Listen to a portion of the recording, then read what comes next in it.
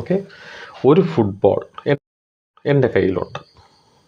ആ ഫുട്ബോൾ ഞാൻ എടുത്തിട്ട് 5 കഷ്ണമാക്കി ഞാൻ മുറിക്കുകയാണ്. ഈ 5 കഷ്ണം ചേർത്ത് വെച്ചിട്ട് ഞാൻ പഴയ ഫുട്ബോളല്ല ഉണ്ടാക്കാൻ പോകുന്നത്.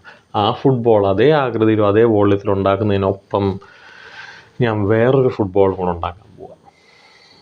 ഈ 5 കഷ്ണങ്ങളുണ്ട്.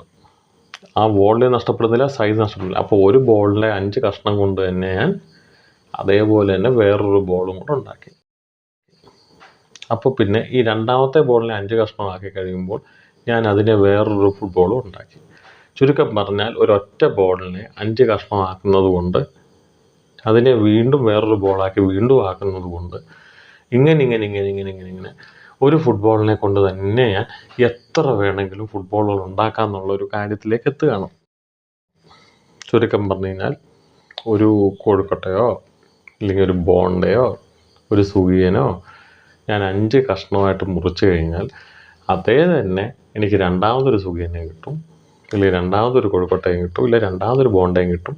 ഇങ്ങനെ എനിക്ക് ഒരൊറ്റ ബോണ്ട കൊണ്ട് തന്നെ എണ്ണമറ്റ അത്ര ബോണ്ടകൾ ഉണ്ടാക്കാൻ പറ്റുമെന്നുള്ള ഒരു തിയറമുണ്ട് കണക്കിൽ. അതിൻ്റെ പേരാണ് ബനാക്-താർസ്കി തിയറം. ഇപ്പോൾ പറയാനുള്ള കാര്യം, 100 വർഷം മുമ്പ് 1924 സ്റ്റീഫൻ ബനാക്കും ആൽഫ്രഡ് താർസ്കി എന്ന് പറയുന്ന 2 ഗണിതശാസ്ത്രജ്ഞർ ശാസ്ത്രീയമായിട്ട് പ്രൂവ് ചെയ്ത തിയറമാണ് ബനാക്-താർസ്കി തിയറം. ഒരു പാരഡോക്സ് ആയിരുന്നു, ഒരു വിരോധാഭാസമായിരുന്നു. പക്ഷേ അവരത് പ്രൂവ് ചെയ്തു.